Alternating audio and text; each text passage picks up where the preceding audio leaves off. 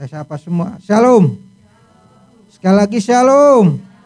Puji Tuhan, di hari terakhir di bulan Oktober 2021 di minggu hari ini kita boleh bersyukur kepada Tuhan. Selamat datang bagi Bapak Ibu Saudara. Dan hari ini kita boleh bersyukur kepada Tuhan. Selama hari Minggu untuk kita semua, baik yang datang ibadah langsung, baik juga yang mengikuti ibadah live streaming, Tuhan memberkati semuanya. Baik, kita akan mulai ibadah kita pada hari ini. Kita bersyukur kasih Tuhan terus memelihara, menolong dan memperlengkapi kita. Kita masuk dalam doa kita secara pribadi. Kita menyerahkan roh, jiwa dan tubuh kita, bahkan segala kerinduan kita kepada Tuhan. Mari berdoa secara pribadi. Tuhan, kami mau datang kepadamu. Layakkan, kuduskan, sucikan roh, jiwa, tubuh kami. Kami berdoa dalam nama Yesus Kristus. Amin. Amin. Saya undang jemaat untuk bangkit berdiri. Kita habiskan ibadah kita dan sekaligus untuk doa pembukaan. Adapun pertolongan kami datangnya dari Tuhan yang menciptakan langit, bumi beserta segala isinya. Turunlah atas kita sekalian anugerah dari Allah Bapa di dalam nama Yesus Kristus Tuhan dan oleh persekutuan dari Roh Kudus. Amin. Kudus, kudus, kuduslah Tuhan. Biarlah segala yang bernapas memuji, menyembah, mengagungkan Engkau. Khusus untuk umat-Mu yang beribadah hari ini Tuhan. Langsung baik yang mengikuti ibadah live streaming di tempat atau di rumah atau dimanapun. Jemaat GKRI Diaspora Kopilas, bahkan seluruh simpatisan, bahkan yang sungguh yang mengasihi Tuhan. Hari ini kami bersyukur Tuhan. Di hari terakhir di bulan Oktober 2021 ada begitu banyak cara, waktu dan berkat Tuhan yang sudah kami alami dan lalui. Itu sebabnya kami bersyukur hari ini. Dengan hati yang bersyukur itulah kami mau datang beribadah kepada Tuhan. Kami rindu lawatan jamahan Tuhan, berjumpa secara pribadi dengan pribadi Kristus, dengan pribadi juru selamat itu yang memberikan kami kepastian keselamatan, yang menjamin hidup kami bukan hanya di dunia ini, tapi menjamin untuk hidup selama-lamanya di sorga. Itu yang menjadi bagian kami Tuhan. Itulah iman, pengharapan dan kasih kami. Senantiasa perlu bertumbuh di dalam kebenaran firman Tuhan. Umat-Mu rindu akan kebenaran-Mu Tuhan. Dan Tuhanlah yang melawat kami semua. Memberkati hamba-hamba-Mu yang boleh ambil bagian dalam ibadah ini Tuhan. Pemimpin pujian, singers, pemain musik, penata layan, operator multimedia, bahkan semua yang ambil bagian. Secara khusus hamba-Mu Pendeta Yos yang akan menyampaikan kebenaran firman Tuhan. Tuhan urapi kami semua. Roh Kudus pimpin kami semua. Sehingga apa yang kami boleh katakan atau apa yang kami lakukan semuanya berkenan untuk memuliakan dan mengagungkan nama-Mu. Sehingga umat-Mu Tuhan yang datang hari ini, bahkan juga yang mengikuti ibadah live streaming. Kalau ada yang sakit, kami percaya Tuhanlah yang menyembuhkan. Kalau ada iman yang lemah, Tuhanlah yang menguatkan. Kalau ada pergumulan persoalan, Tuhanlah yang memberikan jalan keluar. Bahkan yang mungkin saat ini Tuhan yang masih ragu-ragu, yang belum berjumpa secara pribadi dengan Engkau Yesus Kristus, saat inilah waktunya kami boleh membuka hati. Saat inilah waktunya kami boleh sungguh-sungguh percaya bahwa Engkaulah satu-satunya Tuhan dan Juru Selamat yang sudah menjamin hidup kami. Karena Yesus telah mati di kayu salib 2000 tahun yang lalu untuk menjamin kehidupan kami. Kehidupan sekarang dan juga untuk kehidupan untuk selama-lamanya. Terima kasih Tuhan, kami serahkan seluruh rangkaian ibadah ini ke dalam tangan kasih-Mu. Bila Tuhan boleh mengambil alih. Demikian juga ibadah skala minggu dan lantai 1. Guru-guru yang mengajar, Tuhanlah juga yang memberkati. Seluruh sarana prasarana yang kami gunakan Tuhan, berkati, kuduskan supaya semua berfungsi dengan baik. Terima kasih Tuhan, sukacita kami penuh karena kami boleh berjumpa dengan pribadi Tuhan. Di dalam nama Yesus Kristus Tuhan kami sudah berdoa. Haleluya. Amin. Silakan duduk, kita akan beribadah. Tuhan berkati.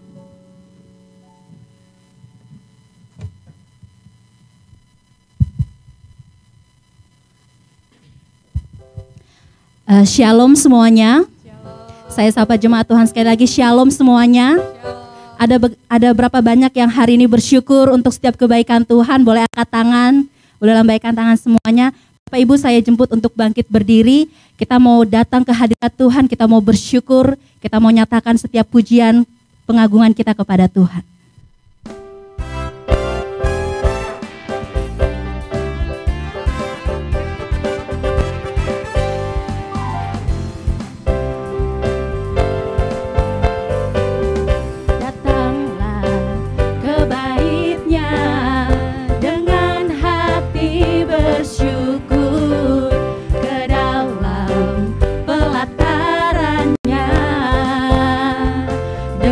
Hati bersuka rasakan dan lihatlah betapa baiknya Tuhan bagi yang berlindung padanya.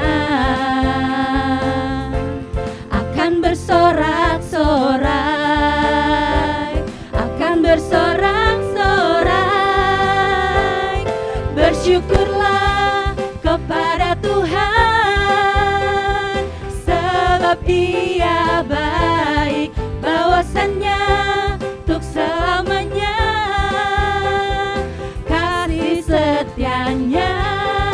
Bersyukurlah kepada Tuhan, sebab Dia baik, bahwasannya untuk selamanya kasih setianya. Kita mau angkat pujian ini sekali lagi. Saya mau dengar suara yang laki-lakinya saja. Boleh katakan, datanglah ke baiknya. Come on. Datanglah. Mana kaum pria?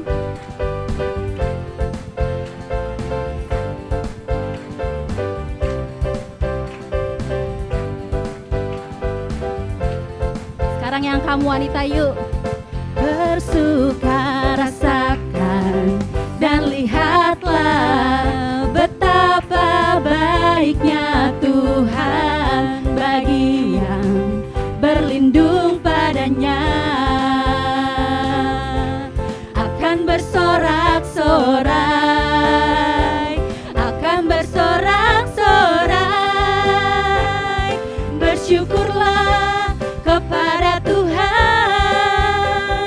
sebab Dia baik, bahwasannya untuk selamanya kasih setianya. Bersyukurlah kepada Tuhan, sebab Dia baik, bahwasannya untuk selamanya kasih setianya. Boleh sekarang sambil tepuk tangan yuk. Bersyukur kepada Tuhan, sebab Dia baik, bahwasannya untuk selamanya kasih setianya. Bersyukurlah kepada Tuhan, sebab Dia baik, bahwasannya untuk selamanya kasih setianya. Kita mau katakan bahwasannya untuk selamanya, bahwasannya untuk selamanya, bahwasannya untuk selamanya, bahwasannya untuk selamanya, bahwasannya untuk selamanya kasih setianya. Sama-sama katakan, bersyukurlah. Amin. Kita mau terus bersyukur kepada Tuhan, amin. Masih dalam posisi berdiri, kita mau masuk dalam hadirat Tuhan. Ada satu pribadi yang sungguh indah, satu pribadi yang sungguh manis, tidak pernah meninggalkan setiap kita, amin. Itu pribadi Tuhan Yesus yang selalu ada dalam setiap hidup kita. Kita mau katakan bahwa Dia yang terindah di dalam hidup ini. Tiada Allah Tuhan selain Tuhan Yesus dalam hidup kita.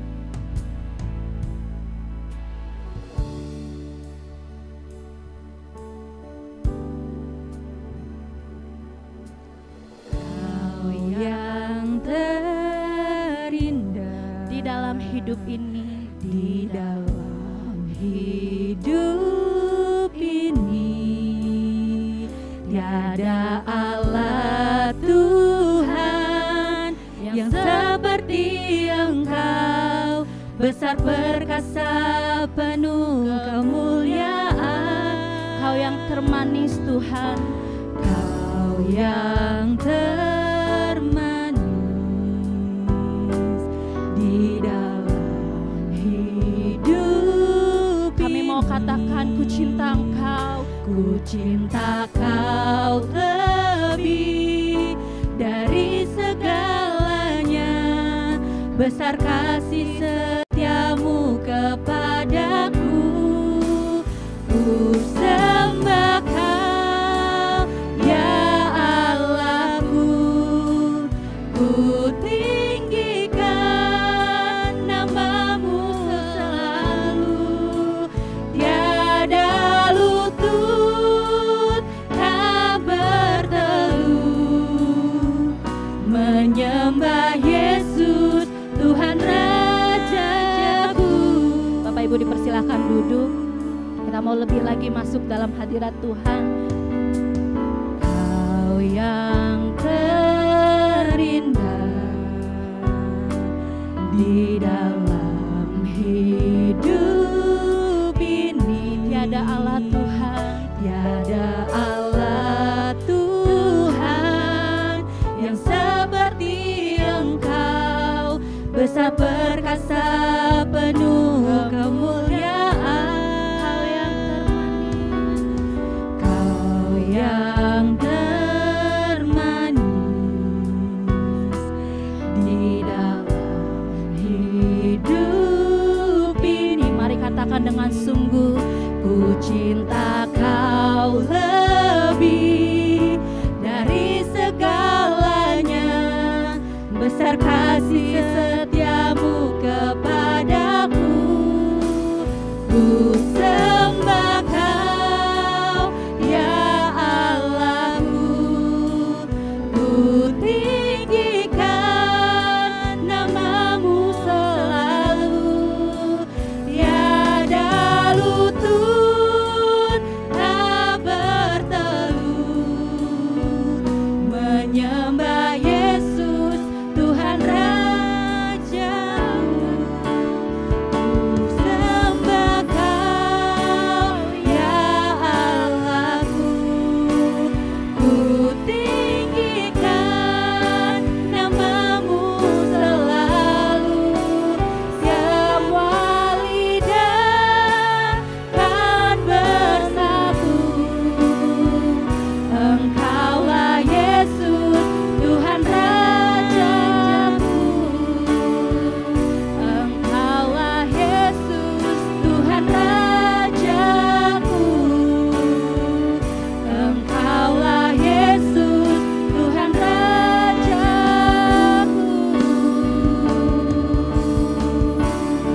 Mari naikkan setiap ucapan syukur Bapak Ibu Saudara.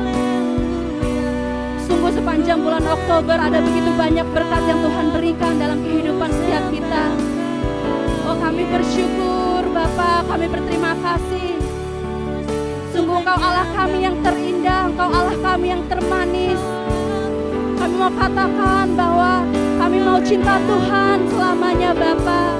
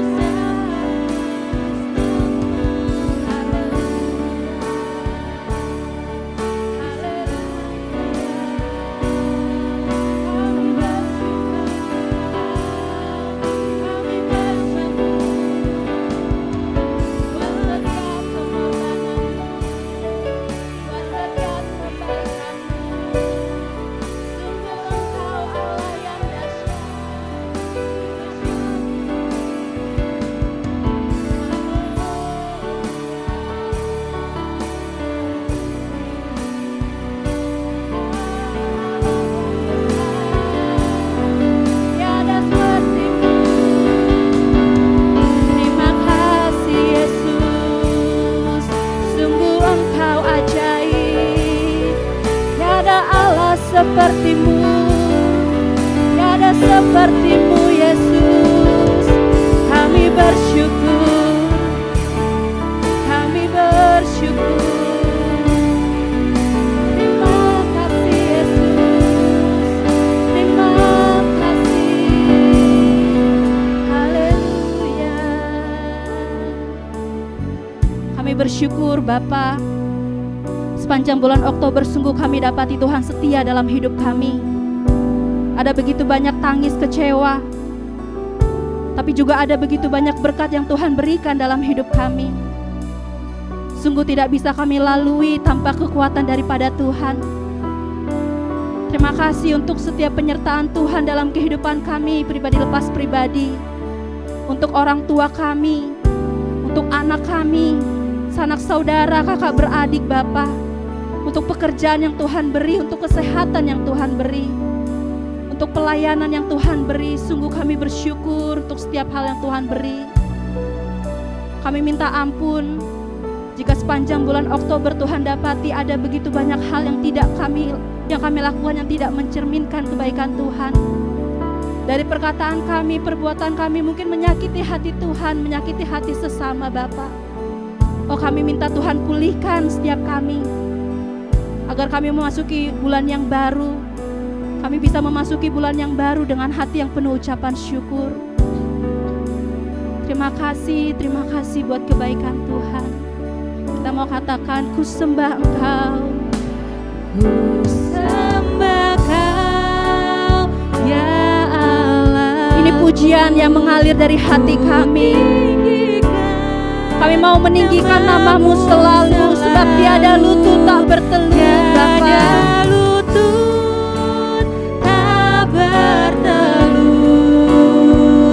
Menyembah Yesus, Tuhan Rajaku. Sembah Kau, ya Allahku. Ku tinggikan nama-Mu selalu. Semua lidah kan mengaku, Engkaulah Yesus, Tuhan Rajaku. Bapak Ibu, saya jemput untuk bangkit berdiri. Kita mau katakan sekali lagi, sembah Kau, ya Allahku. Ku tinggikan nama-Mu selalu. Tiada lutut tak bertelut. Menyembah Yesus, Tuhan Rajaku. Sembah Kau, ya Allahku. Ku tinggikan nama-Mu selalu. Semua lidah kan mengaku, Engkaulah Yesus, Tuhan Rajaku. Engkaulah Yesus, Tuhan Rajaku. Engkaulah Yesus, Tuhan Rajaku.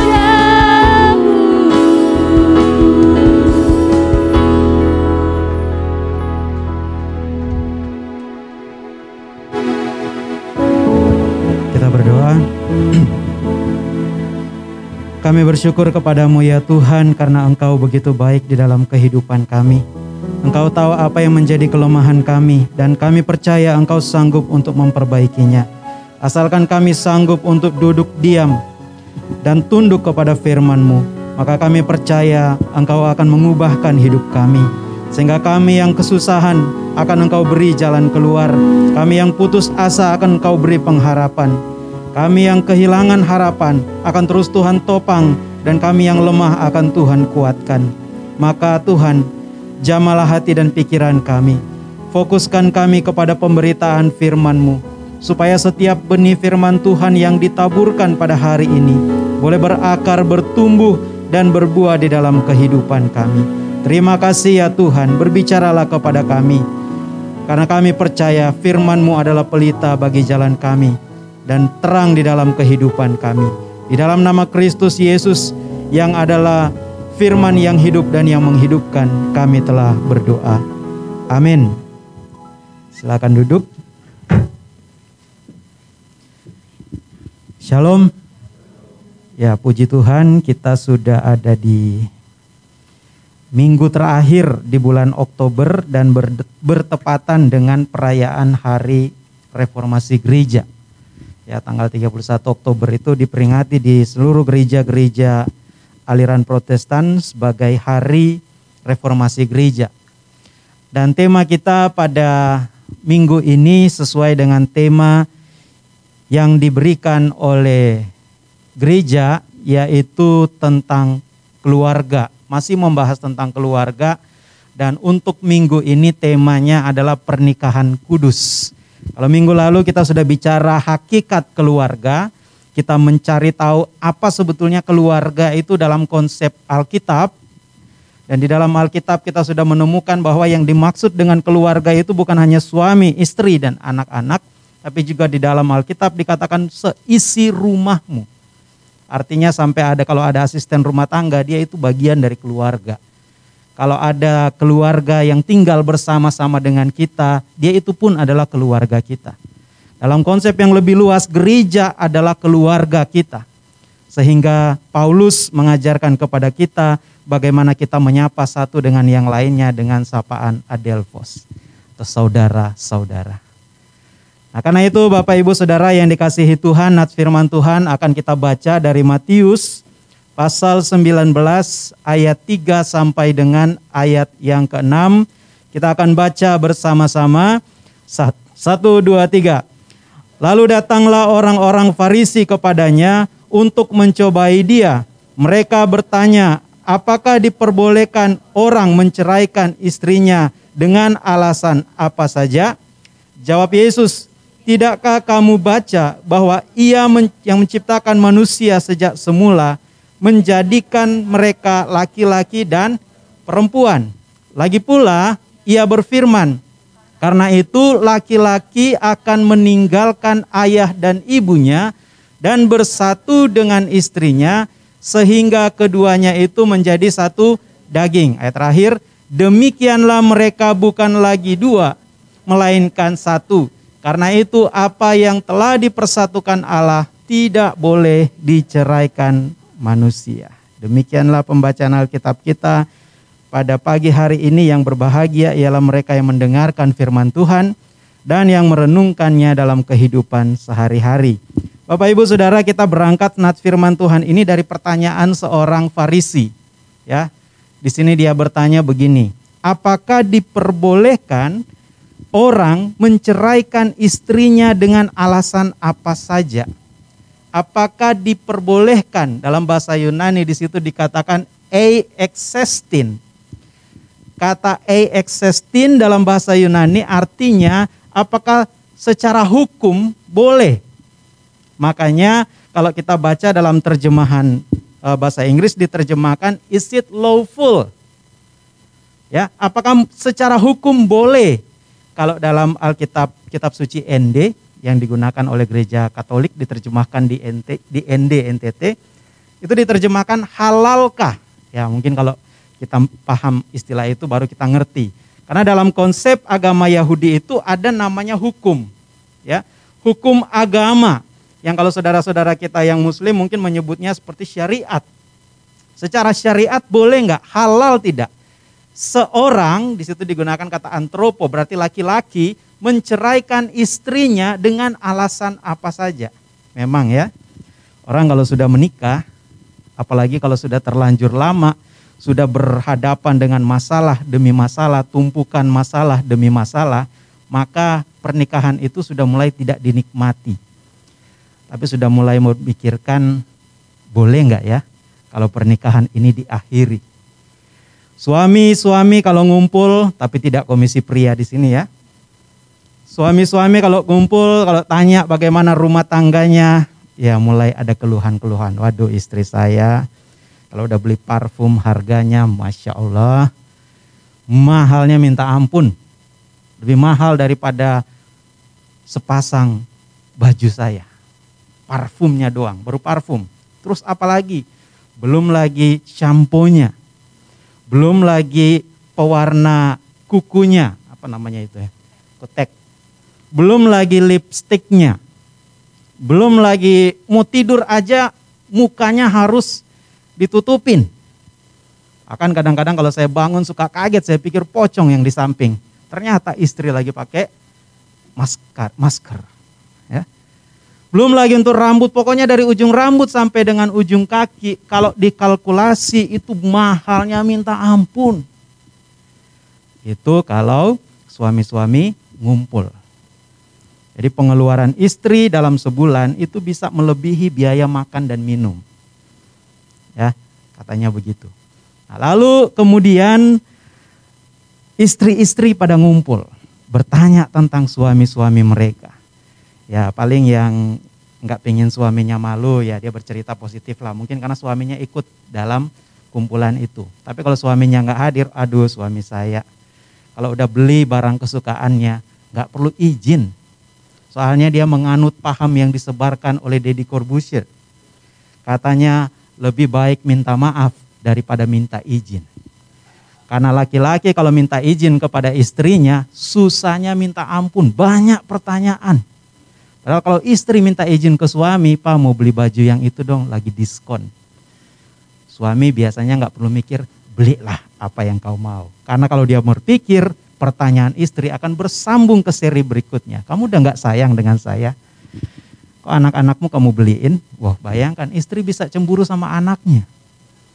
Dan itulah yang terjadi sehingga rumah tangga itu, keluarga itu akhirnya mulai nggak dinikmatin. Karena kalau dalam setiap pernikahan, kebetulan di sini ada yang baru kita teguhkan dan ada yang akan segera kita teguhkan. Mungkin Rahel atau siapa yang mau secepatnya, Marcel. Nah biasanya saya selalu menggambarkan pernikahan itu seperti gunung. Tahu gunung? Kalau enggak kita jalan-jalan dulu ke gunung kalau belum tahu. Gunung itu kalau dilihat dari jauh indah tidak? Apalagi orang yang suka mendaki gunung. Oh indahnya luar biasa. Tapi coba kalau kita mulai makin dekat, apalagi mulai mendakinya. Di awal-awal keseruan itu ada. Tapi kalau udah di tengah-tengah, udah mulai berasa kerikilnya, apalagi kalau kerikilnya tajam, apalagi kalau ada pasir, tergelincir, luka. Belum lagi kalau gunung-gunung yang memang tidak diperuntukkan untuk wisata, gunung yang memang diperuntukkan untuk para pendaki, mulai berasa nggak nyaman. Dan ketika kita sampai di puncak gunung, sebetulnya yang indah itu apa? Bukan gunungnya lagi, tapi di luar gunung itu, pemandangan di sekitar gunung. Saya tinggal di sana itu cuma kelihatan titik doang. Indah sekali. Demikianlah pernikahan itu ketika dari jauh sebelum menikah. Kalau lagi pacaran itu bayangannya tentang pernikahan itu indah sekali. Pengen cepat-cepat menikah. Hubungi gembala sidang. Langsung pembekalan pranikah, ya kelas pranikah, pembinaan pranikah. Rasanya semua omongan dari gembala itu diabaikan begitu saja. Meskipun pendeta-pendeta sudah bilang yakin sudah mau menikah, tahu nggak menikah itu begini. Sekalipun kita bercerita betapa susahnya pernikahan itu, tetap aja antusiasnya tinggi sekali. Pengen secepatnya memasangkan cincin kepada pasangannya. Dan mengucapkan janji nikah. Dalam suka, dalam duka, aku akan tetap bersama dengan engkau. Dan itulah pernikahan itu dalam imajinasi kita, dalam bayangan kita, khususnya yang belum menikah ya. Itu indah sekali. Satu impian yang menjadi idaman terbesar kaum muda. Mungkin karena kebanyakan nonton film Korea. Meskipun film Korea jarang yang berakhir dengan pernikahan. Biasanya cerita-ceritanya tanggung. Tapi indah sekali pokoknya digambarkan pernikahan itu. Sehingga semua orang pengen cepat-cepat menikah. Tapi coba kalau sudah memasuki dunia pernikahan. Dalam beberapa tahun saja. Itu mulai merasakan betapa beratnya pernikahan itu. Sehingga di sini ahli-ahli Farisi ini, orang-orang Farisi ini guru-guru agama. Bayangan guru-guru agama datang kepada Yesus. Meskipun dikatakan di situ bermaksud untuk mencobai dia.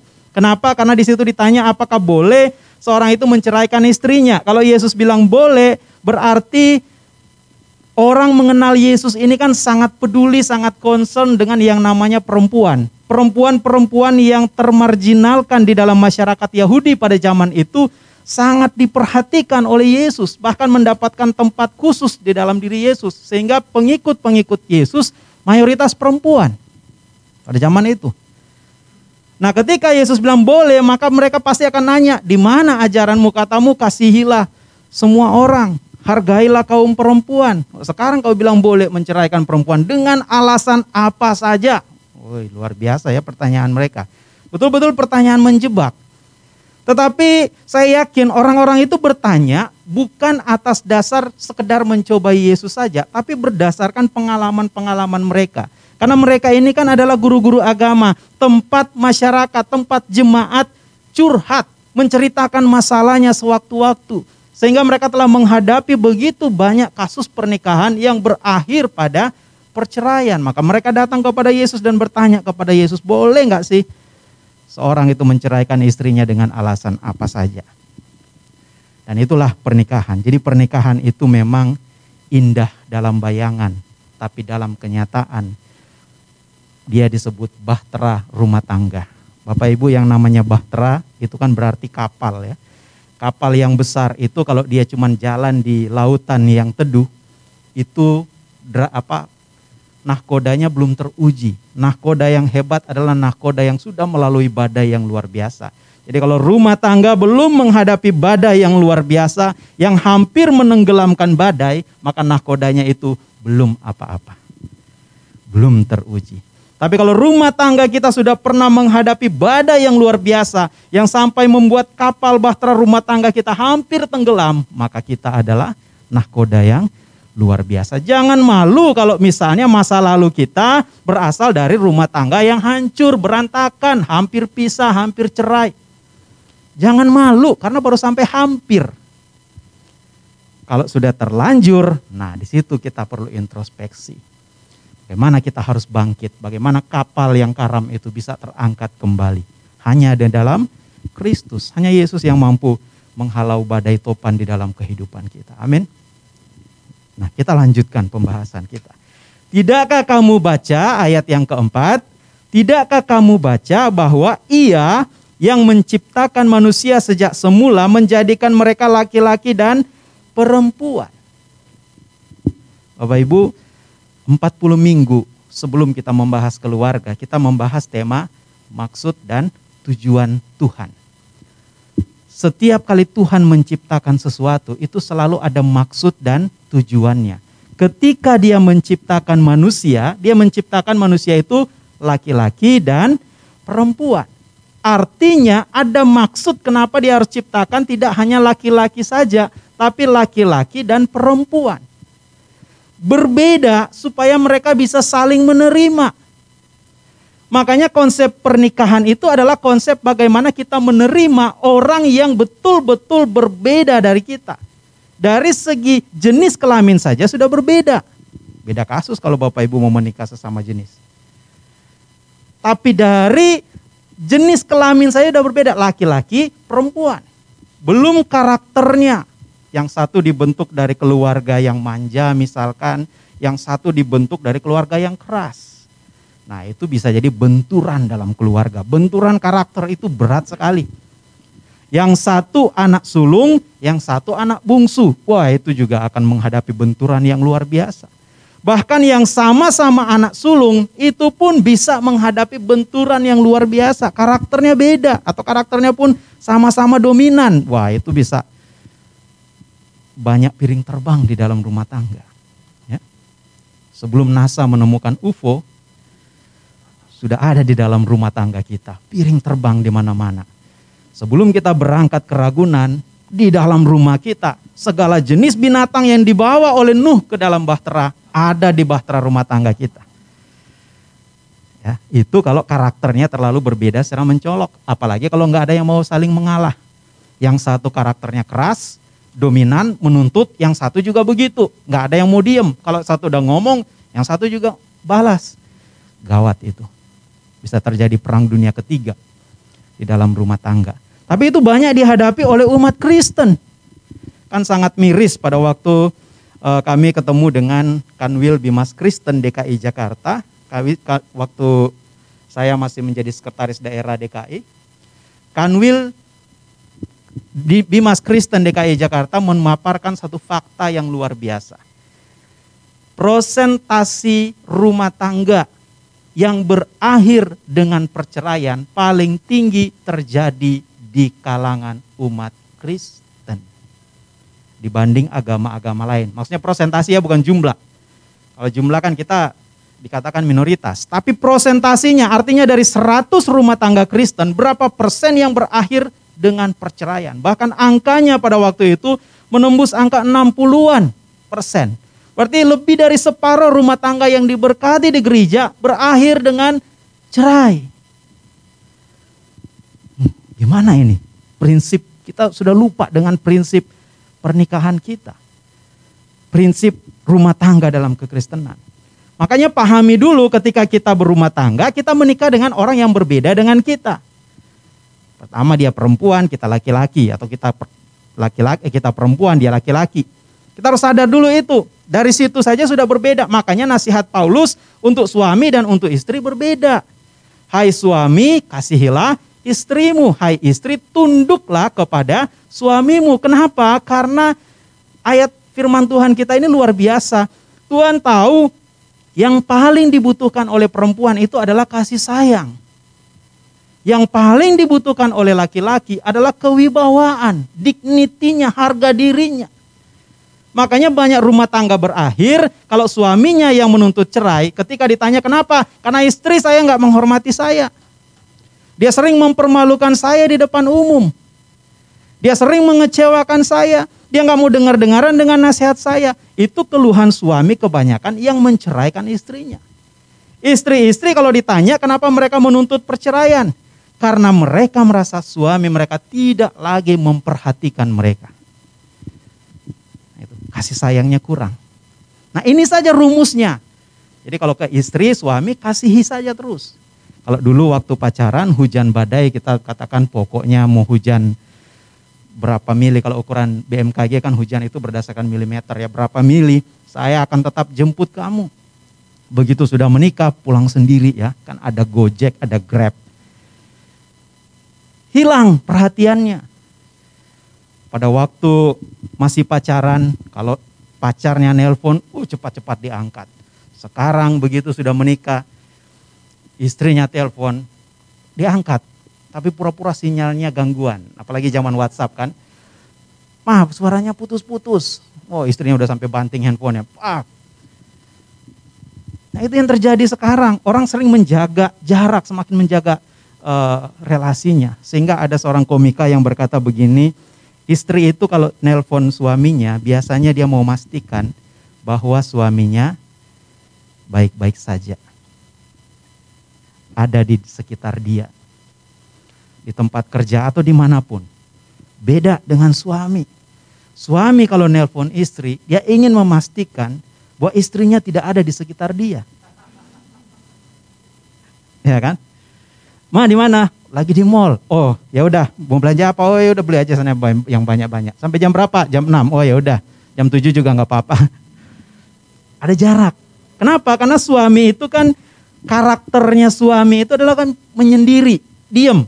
Laki-laki kalau menghadapi masalah paling dominan langkah yang dia ambil adalah berdiam diri. Itu karakter laki-laki.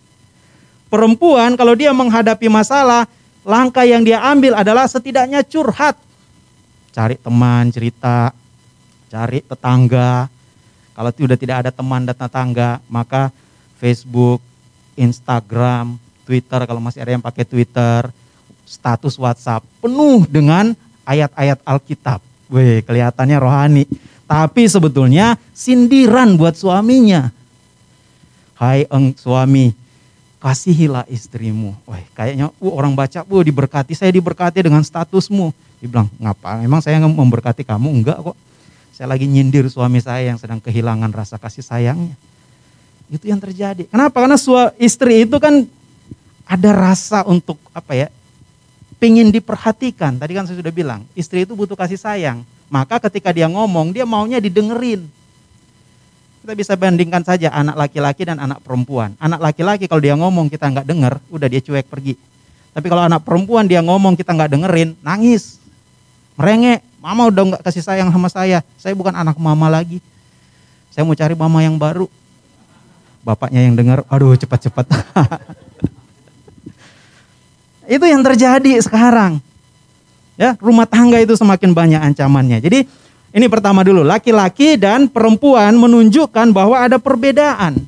Yang kedua, laki-laki dan perempuan, pasangan itu disebut berbeda supaya kita bisa menjadikan dia sebagai cermin. Bapak Ibu, fungsi dari cermin itu apa? Untuk melihat kebaikan dan keburukan dari diri kita. Enggak ada orang bercermin cuma untuk nyari kebaikannya. Kira-kira rambut saya udah bagus belum ya? Kira-kira alis saya udah bagus belum? Kira-kira bibir saya udah bagus belum? Enggak, bukan itu yang dicari. Pasti dia akan cari juga kekurangannya. Kira-kira kerutannya sudah ada di mana saja. Harus segera diperbaiki. Ya. Masukkan dalam budget bulanan. Lotion yang berfungsi untuk mengatasi kerutan. Mengatasi penuaan dini. Oh, sudah agak hitam sedikit. Ya udah cari ya lotion yang ada SPF berapa itu. Saya saja hampir sedikit hafal karena istri pernah ditawarin untuk pakai yang begitu-begitu. Saya bilang kamu percuma pakai anti ultraviolet segala. Paling juga kamu pulang ke laut, pulang-pulang udah hitam lagi. Nggak usah berusaha menjadi putih, saya bilang. Karena saya memilih kamu pada waktu kamu lagi hitam-hitamnya. Nanti kalau kamu jadi putih, saya nggak akan kenal lagi. Ini siapa ini? Begitulah istri-istri kan, gitu kan, perempuan itu kan selalu pengen tampil cantik. Ya memang bagus ya. Kepada suami kita harus tampil cantik. Tapi jangan kita berusaha cantik hanya kalau mau keluar rumah. Begitu balik ke rumah semua make up disingkirin. Minyak wangi dibuang semua, mandi sebersih-bersihnya, yang diterima oleh suami hanya sisanya. Udah nggak ada bau wanginya, udah berganti dengan bau minyak angin, karena kecapean pakai hak tinggi. Ya, bajunya sudah kayak orang-orang yang ngambil-ngambil sampah di depan rumah. Udah bocor sana, bocor sini. Lalu bilang ke suami, kamu udah nggak pernah memperhatikan saya, ini daster saya aja bolong sana, bolong sini. Kata suami, bukan saya tidak memperhatikan kamu. Kamu aja kalau dibikin cantik untuk orang lain. Kalau keluar rumah, giliran di dalam rumah gak pernah kelihatan cantiknya. Kalau dengan orang lain ngomongnya manis banget. Sampai orang yang mendengar hampir tertidur. Saking manisnya. Tapi ngomong dengan suami, sampai suami gak bisa tidur. Ya, melek terus kalau istrinya khotbah lagi. Saya kalau dengar ibu gembala lagi ngomong di rumah, kepada anak-anak, kepada suami. Itu dari, kalau saya selalu pakai istilah, dari kejadian sampai wahyu bisa selesai. Saya bilang, kamu kalau disuruh khotbah kok seringnya nolak. Giliran mengkhotbahi kami, orang-orang di rumah kok kayaknya gak ada aminnya. Panjang. Paling kita akan bilang, mari kita berdoa. Baru dia sadar, oh ya udah kelewatan waktunya. Ya, karena istri itu pengennya ngomong, dia nggak bisa nahan. Istri itu nggak punya karakter, nggak punya kemampuan untuk menahan sendiri penderitaannya. Ujung-ujungnya dia pasti ngomong. Beda dengan suami. Suami itu udah terbiasa menahan. Ya, makanya kalau sudah nggak tahan lagi, suami yang tidak bisa mengendalikan diri mulai main tangan. Nah, dia nggak bisa ngomong, tangannya yang main. Nah itu karena dia udah nggak bisa tahan lagi. Tapi coba lihat data statistik, Ibu Gembala sudah berkali-kali bilang, orang yang mengalami gangguan jiwa, ODGJ, orang dengan gangguan jiwa, kebanyakan kaum laki-laki. Kenapa? Karena selalu nahan. Ada masalah di kantor, dia nggak akan cerita ke istrinya. Sakit hati dengan istrinya, dia nggak akan marah ke istrinya, dia akan diam, dia akan pendam. Dan itulah juga penyebabnya kenapa orang yang sakit jantung kebanyakan laki-laki. Ada dokter jantung di TV pernah wawancara, apa sih penyebab laki-laki banyak terkena serangan jantung? Karena dia terlalu sering memendam. Ada seorang ibu-ibu cerita kepada saya, dia punya suami tentara. Ya, tentara. Tentara ini kalau di batalionnya sangat dihormati, sangat ditakuti karena galaknya. Tapi di rumah dia diam 1000 bahasa. Semua yang dikatakan oleh istrinya tunduk dia. Padahal dia jenderal, bayangin ya, jenderal, semua prajuritnya tunduk. Tapi di rumah ada jenderal di atas jenderal, panglima. Ya. Dan kalau dia udah ngomong bangun. Dan ternyata itu dia lampiaskan kepada prajurit-prajuritnya. Dia jadi galak. Nah, suatu ketika istrinya lagi kerja di dapur, balik ke kamar, bangunin suaminya, nggak bisa bangun lagi. Dia bilang, oh ini mungkin dia kecapean. Dia berpikir baik. Jadi lagi sadar-sadarnya. Biasanya ngomel, kalau belum bangun jam 3 pagi, disuruh bangun. Kalau perlu push up. Ya, karena tentara kan nih. Ini ditampar-tampar mukanya, oh ini kecapean. Istrinya lanjut kerja, jam 5 dia bangunin lagi. Enggak bangun-bangun. Dia pegang badannya udah dingin. Udah tiada orangnya. Dan dia udah gak bisa apa-apa lagi. Di saat dia pengen melakukan sesuatu yang baik buat suaminya sudah pergi meninggalkan dia. Dan dia menangis di situ. Dan pada waktu dia menangis itu, pada waktu ibadah pemakaman itu, datanglah anak-anak buahnya, prajurit-prajurit tentara-tentara, cerita tentang karakter bapak ini. Bapak ini orangnya baik sebetulnya, tapi galaknya minta ampun. Dan dia sadar selama ini suaminya tidak pernah melawan istrinya. Tidak pernah membentak istrinya. Tapi di hadapan para prajurit dia begitu keras. Dia begitu galak dan ditakuti oleh prajuritnya. Dan dia sadar bahwa selama ini dia terlalu galak dengan suaminya. Sampai dia tidak lagi memperhatikan sakit dari suaminya ini. Dan itu penyesalannya seumur hidup. Dia paling ketemu dengan saya kalau curhat, selalu cerita itu yang diulang. Itu penyesalan yang luar biasa. Ya. Kita menghormati suami kita, bukan ketika dia sudah tiada. Ketika semua letih lelahnya dia bawa pergi ke dalam makam. Bukan di situ kita menghormati suami. Hormati suami selagi dia masih gagah-gagahnya, selagi dia masih punya jiwa untuk berjuang. Jangan terlalu galak dengan suami-suami. Jangan karena suami kehilangan pekerjaan kita omelin lagi. Papa gimana sih punya otak tapi gak punya kerjaan. Papa gimana sih kok begini. Kita rendahkan dia. Laki-laki dalam keadaan tertekan begitu rendah, dia akan mengalami down. Dia akan merasa saya tidak dihormati oleh istri saya. Cermin saya yang selalu saya ngaca itu retak. Saya tidak bisa lagi menemukan diri saya. Dia akan mengalami kehilangan percaya diri. Dia akan sulit mencari pekerjaan. Kalaupun ada kerjaan, ya itu karena terpaksa. Dipaksa oleh istrinya. Yang perlu istri-istri lakukan kepada suami adalah berilah dia support. Kamu itu suami yang hebat. Ketika kita lihat suami kita pulang dari kerja, wajahnya tertunduk lesu, itu pasti lagi ada masalah di kantor. Tapi jangan minta dia untuk cerita masalahnya. Tapi cukup katakan, tenang, saya melihat kamu itu laki-laki yang penuh dengan perjuangan. Kamu itu laki-laki yang hebat. Saya yakin apapun masalah yang kamu hadapi, kamu pasti bisa keluar dari masalah ini. Itu cara kita memberi support kepada suami kita. Dan lihat hari-hari berikutnya, apa yang akan terjadi dengan dirinya. Dia akan bangkit. Dia akan menjadi laki-laki yang penuh dengan perhatian kepada kita. Yang diomelin kayak anak kita. Dia suami kita, hormati. Begitu juga suami kepada istri-istri. Oh bukan kepada istri-istri, kepada istrinya. Kita bukan poligami. Istri itu butuh kasih sayang. Jangan kita berpikir bahwa kasih sayang kita adalah dengan memberi dia uang bulanan. Enggak, bukan itu wujud kasih sayang. Itu cuma salah satu saja. Tapi wujud paling penting adalah apakah kita perhatian dengan dia. Dalam kondisi dia menangis, dalam keadaan dia sedih, ketika dia mau curhat, kita mau mendengar enggak? Dan sampai kita datang, maaf ya ma, papa lagi capek dari kantor. Gak bisa dengar lagi curhat-curhat mama tentang tetangga-tetangga yang sebelah. Udah masalah mama aja mama urusin, gak usah urusin masalah tetangga. Gak ada waktu untuk mendengarkan istri kita ngoceh atau bercurhat atau bercerita tentang masalahnya. Padahal istri hanya butuh didengarkan. Minimal didengarkan. Dengar aja dia ngoceh, dia mau caci maki kayak tetangganya. Udah pokoknya biarin aja dia ngoceh dari A sampai Z. Dengerin aja. Begitu dia udah selesai ngoceh tanya, udah mah? Udah capek? Gimana sekarang menurut mama? Apa yang harus kita lakukan? Apa yang harus papa bikin supaya bisa membantu mama keluar dari persoalan ini? Wah, itu kan keren.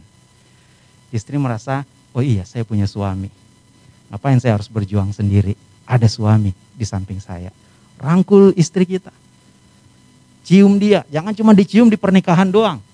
Di pernikahan ciumannya juga membabi buta. Di hadapan banyak orang saksi. Tapi selesai pernikahan, hitung dengan jari berapa kali kita cium istri kita. Saya kemarin ulang tahun diadakan di Logos. Mau cium istri, dia malah agak menghindar. Jadinya cuma bisa peluk. Untung Pak Nick ajarin cara ciuman yang baik. Ya bukan Pak Nick ngajarin ke Ibu Gembala, ngajarinnya ke Ibu Weni. Ya. Maka saya mencium istri saya. Dan setiap kali mencium dia, saya selalu ingat ketika pernikahan itu. Ya, beri waktu untuk mencium. Kalau jalan di mall, dipeganglah tangan istri kita. Supaya dia nggak ngejar-ngejar diskon. Supaya dia nggak jauh-jauh dari kita. Ya. Bukan, maksudnya kalau kita lagi jalan, gandenglah dia, peluklah dia. Jangan malu. Ibu-ibu, kalau bapak-bapak malu menggandeng kita di mall, nah itu berarti dia takut ada yang liatin di mall itu. Ya, tapi kalau kita berani peluk istri kita, saya kalau sama Ibu Gembala kalau belanja di mall, saya peluk dia erat-erat. Sangat erat. Ya. Sampai dia bilang, "Pak, malu dilihat jemaat." Emangnya kamu siapa aku? Kamu kan istriku. Kok malu dilihat jemaat? Saya peluk dia erat-erat. Masuk pintu utama, keluar langsung pintu belakang. Nyaman kan? Nah itulah harusnya laki-laki. Beri perhatian yang lebih kepada istri. Jangan perhatian kepada anak buah kita di kantor, kepada teman SMA kita, kepada orang-orang di Facebook yang wajahnya belum tentu itu aslinya. Perhatian jangan diberikan terlalu banyak kepada orang lain. Perhatian kepada istri. Ingat, ketika kita tua nanti, orang yang akan setia bersama-sama dengan kita adalah pasangan kita. Bahkan anak-anak kita pun akan meninggalkan kita. Ketika mereka sudah menikah, emang kita tinggal dengan siapa? Kita mau tinggal dengan anak-anak kita? Enggak kan, dia udah punya pasangan. Kita akan tinggal bersama-sama dengan suami kita dan istri kita. Maka curahkanlah perhatian kita kepada suami kita. Nah, kita lanjutkan, masih panjang ini ayat ini. Jadi selain itu diciptakan mereka laki-laki dan perempuan supaya mereka eisarkamian, menjadi satu daging. Artinya apa? Ketika Tuhan menciptakan laki-laki dan perempuan, tujuannya adalah supaya mereka menjadi satu seutuh-utuhnya. Menjadi satu dalam bangunan rumah tangga. Itu yang Tuhan harapkan dari kita. Makanya jangan merasa sendirian di rumah. Lihat ada istri kita, ada suami kita. Lalu kemudian ayat yang ke-6a, demikianlah mereka bukan lagi dua, melainkan satu. Kalau kita baca bahasa Yunaninya, hoste uketi eisin duo ala sarksmia. Kalau dalam bahasa Yunaninya arti harfiahnya, demikianlah mereka bukan lagi dua, eisin duo, melainkan satu daging ala sarksmia. Ada kata daging di situ, tapi saya nggak tahu kenapa LAI tidak memasukkan kata daging. Demikian mereka bukan lagi dua, melainkan satu daging. Satu daging untuk menyatakan kesatuan yang sesungguhnya. Bukan hanya kesatuan secara simbolis, tapi kesatuan yang betul-betul satu. Artinya kalau satu daging, kalau laki-laki merasa sakit, perempuan ikut merasakan. Kalau perempuan kesakitan, laki-laki ikut merasakan. Jangan karena istri kita sakit lalu kita bilang makanya matanya dipakai. Suami kita sakit makanya jangan capek-capek. Kita harus tahu, jangan-jangan ada peran kita di dalam sakitnya suami kita. Jangan-jangan ada peran kita di balik sakitnya istri kita. Maka perhatianlah, karena dia adalah jiwa kita, belahan jiwa kita. Artinya kalau dia kecapean harusnya kita juga ikut capek. Dia kelelahan, kita juga ikut capek. Jadi kalau dia bermasalah, kita harus bantu dia menyelesaikan masalah. Jangan malah diomelin. Ya, itu rumusnya. Dan bagian B di situ dikatakan, karena itu apa yang telah dipersatukan siapa? Tuhan. Apa yang telah dipersatukan Allah. Artinya rumah tangga itu dibangun atas desainnya. Pak Andi kemarin sudah menyampaikan itu. Atas rancangannya Tuhan. Rumah tangga kita Tuhan yang membangun, bukan kita yang merancang.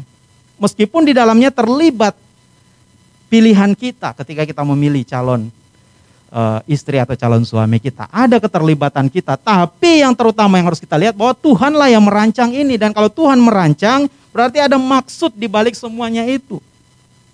Dan karena Tuhan yang kita sembah ini adalah Tuhan yang kudus, maka pernikahan itu pun adalah kudus. Dan uniknya di gereja Protestan, satu-satunya upacara yang disebut kudus tapi tidak masuk dalam sakramen adalah pernikahan. Kalau di gereja Katolik pernikahan itu masuk sakramen. Tapi kalau di gereja Protestan pernikahan tidak masuk sakramen, tapi tetap disebut pernikahan yang kudus. Kalau baptisan ya udah kudus, baptisan kudus, perjamuan kudus. Itu dua-duanya sakramen. Tapi pernikahan bukan sakramen tapi disebut kudus. Artinya betapa pentingnya pernikahan ini. Sehingga kalau kita baca dari Kejadian sampai Wahyu, gambaran hidup itu selalu digambarkan seperti pernikahan. Mulai dari Adam dan Hawa, tidak baik manusia itu seorang diri, sampai dengan Wahyu digambarkan Yesus akan menjadi mempelai bagi gerejanya. Gereja akan menjadi mempelai bagi Kristus. Mempelai itu kan bicara keluarga. Jadi keluarga itu begitu penting dalam Alkitab. Maka Yesus bilang tidak boleh diceraikan manusia. Ingat ya, tidak boleh, bukan berarti tidak bisa. Bisa enggak? Bisa, ada hukumnya. Ada undang-undangnya, ada pengadilan agamanya yang bisa menceraikan pernikahan. Tapi tidak boleh. Ya, ibaratnya begini, saya bisa enggak memukul Pak Robert? Bisa, tapi tidak boleh. Saya bisa enggak menyakiti Ibu Wati? Bisa, tapi tidak boleh. Artinya bukan berarti perceraian itu tidak bisa terjadi. Bisa terjadi. Tapi Yesus katakan tidak boleh. Karena pernikahan itu adalah rancangannya Tuhan. Desainnya Tuhan. Kalau kita mau merusak itu sama saja dengan kita merusak desainnya Tuhan. Merusak rancangannya Tuhan. Maka jangan sekali-kali berpikir bercerai. Dan jangan juga berpikir untuk memberikan saran kepada orang yang lagi bermasalah rumah tangga. Ya udah kamu putus aja dengan dia. Ini bukan pacaran, ini pernikahan. Ini ikatan yang kudus, yang didesain oleh Tuhan. Jadi jangan sekali-kali kita kasih usul, ya udah kamu cerai aja dengan dia. Itu berarti kita sudah mengatakan, ya udah kamu putuskan saja dulu desainnya Tuhan ini. Ganti dengan desain Tuhan yang baru. Tidak, kita harus menghormati lembaga pernikahan itu. Nah, bagaimana dengan kita yang sudah terlanjur bercerai? Perbaiki hubungan yang sudah rusak itu. Ya, kalau sudah bercerai, sudah terlanjur menikah, ya udah bangun kembali hubungan rumah tangga yang lebih erat, yang lebih baik, yang seturut dengan firman Tuhan.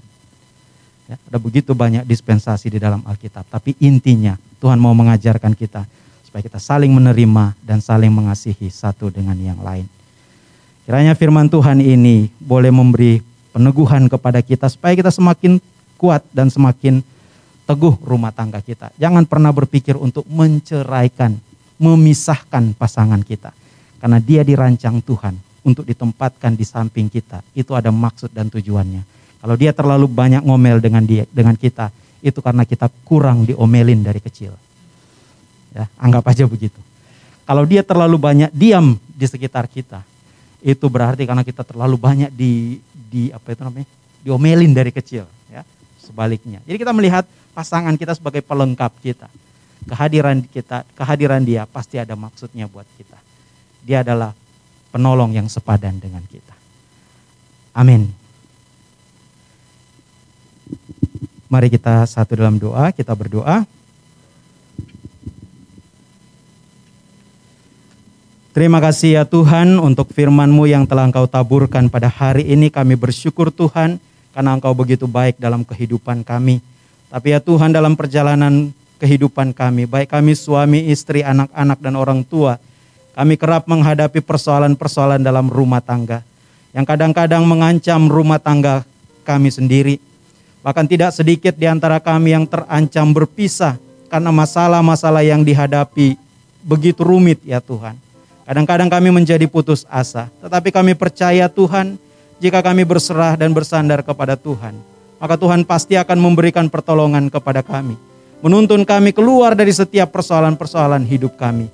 Sehingga rumah tangga kami yang kami bangun semakin diteguhkan dan semakin dipimpin oleh Tuhan. Karena itu ya Tuhan, jadilah kepala atas rumah tangga kami. Jadilah pemimpin atas bahtera rumah tangga kami. Sehingga kami dapat melalui setiap badai kehidupan. Dan kami dapat tampil lebih daripada pemenang. Berkati suami, berkati istri, berkati anak-anak, dan berkati seisi rumah kami ya Tuhan. Dengan berkat-Mu yang berlimpah. Berikan kami jalan keluar dari setiap persoalan kami. Dan mampukan kami untuk tetap setia memegang teguh firman yang sudah Engkau taburkan pada hari ini. Berkati juga untuk gereja-Mu di tempat ini ya Tuhan, setiap rencana-rencana ke depan. Baik dalam proses pembayaran dan pelunasan dana cicilan, dana talangan, maupun dalam proses renovasi ruko di Alfa Indah. Tuhan berkati semuanya ya Bapa, semua panitia yang terlibat di dalamnya, bahkan jemaat-jemaat-Mu yang sudah Tuhan utus sebagai penolong bagi pelaksanaan renovasi maupun dalam pelunasan cicilan dana talangan. Kami percaya Tuhan berkat-Mu berlimpah di dalam kehidupan mereka. Setiap usaha mereka akan Engkau perluas dan Engkau akan datangkan klien-klien, mitra-mitra yang lebih baik lagi. Sehingga usaha mereka boleh berkembang dengan baik. Rumah tangga mereka diberkati. Dan mereka menjadi pemimpin-pemimpin yang terbaik. Kami juga berdoa ya Tuhan untuk setiap anak-anak kami dalam studi mereka, dalam pendidikan mereka. Tuhan sertai, Tuhan tolong, Tuhan berikan mereka pengetahuan yang cukup dan wawasan yang luas ya Bapa. Supaya mereka boleh berkembang dengan baik. Terlebih karakter mereka terbentuk seturut dengan karakter Kristus. Dan mereka memiliki prestasi yang baik di sekolahnya. Dan mereka boleh menjadi teladan dimanapun mereka berada. Juga untuk setiap jemaat-Mu yang saat ini sedang terbaring sakit. Dengan berbagai sakit penyakit yang mereka idap ya Tuhan. Kami percaya wabilur-bilur-Mu sanggup untuk menyembuhkannya. Karena itu ya Tuhan, Engkau akan memulihkan semua jemaat-jemaat kami yang sakit. Baik mereka yang dirawat di rumah sakit maupun di rumahnya masing-masing. Terima kasih ya Bapa. Dan kami pun bersyukur atas semua berkat yang terus Tuhan curahkan di dalam kehidupan kami. Atas usaha pekerjaan kami yang terus Engkau rahmati ya Tuhan. Karena itu ya Bapa, sebentar kami akan diberi kesempatan untuk memberikan sebagian daripada apa yang sudah Engkau berikan kepada kami. Biarlah ya Tuhan, ajarkan kami untuk memberi dengan tulus hati, dengan sukacita. Karena Tuhan sangat berkenan dengan pemberian yang penuh dengan sukacita. Dan berkati persembahan kami, supaya persembahan ini boleh berguna untuk melebarkan kerajaan-Mu di tengah-tengah muka bumi ini. Terima kasih ya Bapa untuk semua yang sudah ambil bagian dalam melayani ibadah pada hari ini. Baik worship leader, singers, pemain musik, penata layan, operator sound system multimedia, bahkan guru-guru sekolah minggu, semuanya Tuhan berkati berlipat kali ganda. Terima kasih ya Bapak untuk semua jemaat yang boleh hadir di tempat ini, bahkan mereka yang mengikuti ibadah secara daring.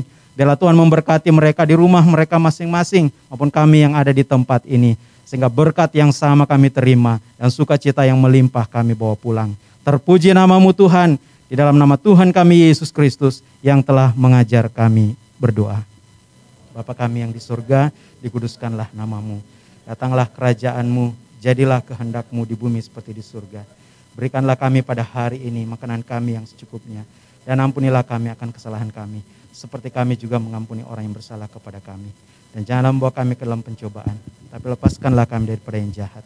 Karena Engkau yang punya kerajaan dan kuasa dan kemuliaan sampai selama-lamanya. Amin.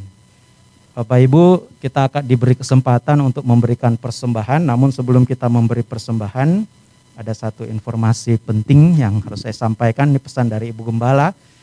Bulan Oktober ini ada para pendeta di gereja ini berulang tahun semua. Pak Robert yang membuka, lalu kemudian di tengah-tengah ada Pak Fatih, dan saya yang menutup. Saya tanggal 29 kemarin, siapa tahu ada yang lupa diingatkan oleh Facebook, Instagram atau yang lain-lain ya. Karena itu bagi yang belum memberikan kado, enggak, ini cuma bercanda. Kami para pendeta mengundang Bapak Ibu untuk menyicipi hidangan di lantai 1 ya, ada hidangan ala kadarnya ya, mudah-mudahan bisa mengobati rasa haus dan dahaga kita ya. Dan kalau ada yang mau kasih hadiah, kasih aja dalam bentuk persembahan untuk pembayaran dana talangan maupun untuk renovasi, karena itu akan jauh lebih memberkati bagi kami. Terima kasih, selamat memberi, Tuhan memberkati.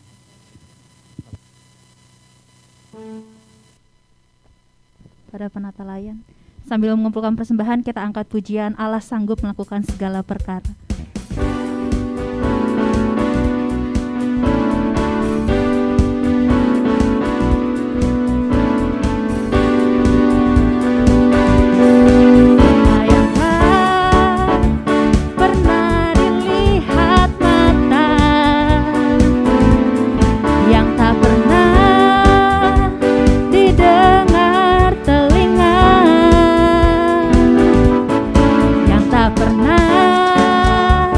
Timbul di dalam hati, semua disediakannya bagi yang mengasihi Dia. Allah sanggup melakukan segala perkara, dulu, sekarang, dan selamanya. Kuasanya tidak berubah. Allah sanggup melakukan segala perkara, dulu, sekarang, dan selamanya. Kuasanya tak berubah, dulu, sekarang, dan selamanya. Dulu, sekarang, dan selamanya. Dulu, sekarang, dan selamanya.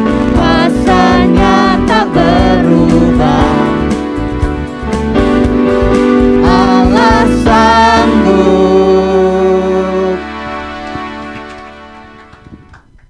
Ya, puji Tuhan, Allah kita Allah yang sanggup. Terima kasih untuk hambanya yang sudah mendengarkan kita untuk khotbah hari ini, luar biasa. Kalau boleh Bapak Ibu Saudara, saya bikin hashtagnya bisa tapi tidak boleh. Bisa tapi tidak boleh. Bisa bercerai tapi tidak boleh. Bagi Bapak Ibu Saudara yang sudah menikah, mana yang mau dipilih? Boleh sesuai firman Tuhan atau tidak bisa? Tergantung kita. Bagi yang belum menikah, camkanlah bagian firman Tuhan tadi menjadi kekuatan untuk boleh menjalani hidup. Untuk yang sudah menikah, kita pertahankanlah pernikahan itu karena Tuhan yang merancangkan. Firman Tuhan jadi berkat buat kita semuanya. Saya undang kita bangkit berdiri bersama gereja di seluruh muka bumi. Marilah kita mengucapkan pengakuan iman rasuli. Aku percaya kepada Allah, Bapa yang Maha Kuasa, Khalik langit dan bumi, dan kepada Yesus Kristus, anaknya yang tunggal Tuhan kita, yang dikandung daripada Roh Kudus, lahir dari anak darah Maria, yang menderita di bawah pemerintahan Pontius Pilatus, disalibkan mati, turun ke dalam kerajaan maut, pada hari yang ketiga bangkit pula dari antara orang mati, naik ke surga, duduk sebelah kanan Allah, Bapa yang Maha Kuasa, dan akan datang dari sana untuk menghakimi orang yang hidup dan yang mati. Aku percaya kepada Roh Kudus, gereja yang kudus dan am, persekutuan orang kudus, pengampunan dosa, kebangkitan tubuh dan hidup yang kekal. Amin. Doksologi.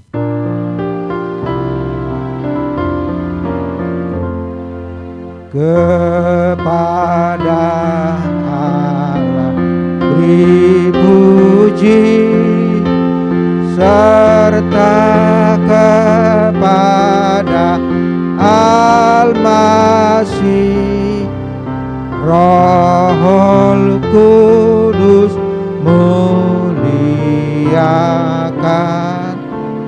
berkuasa dan berkasihan. Amin.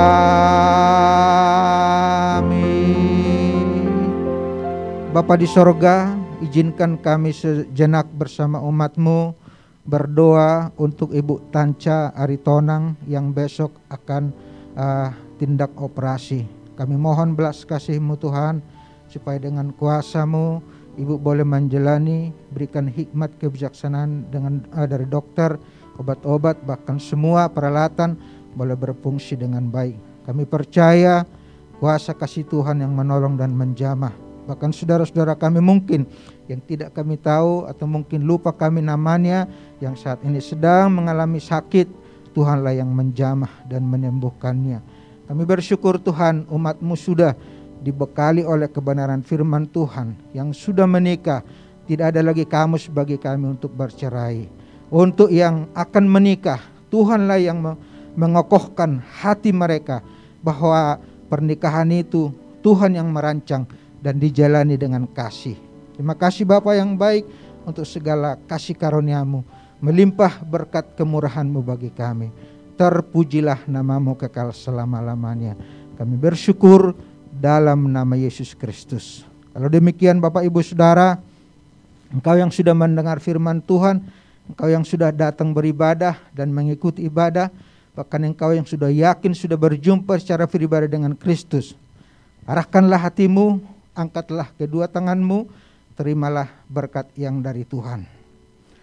Biarlah kiranya kasih karunia dari Allah Bapa, di dalam nama Yesus Kristus Tuhan, dan oleh penyertaan dari Roh Kudus, menyertai kita sekalian dari saat ini sampai Maranatha.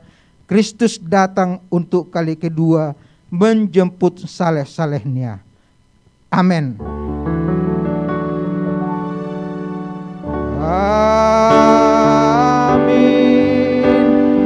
Amin.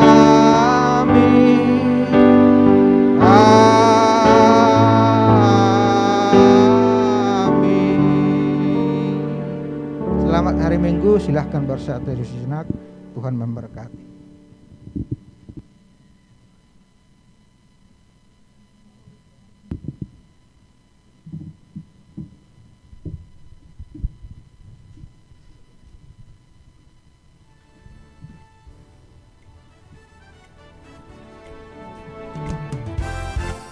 Selamat hari Minggu untuk semuanya. Tuhan Yesus memberkati. Diundang untuk ikut turun ke bawah, ada jamuan makan.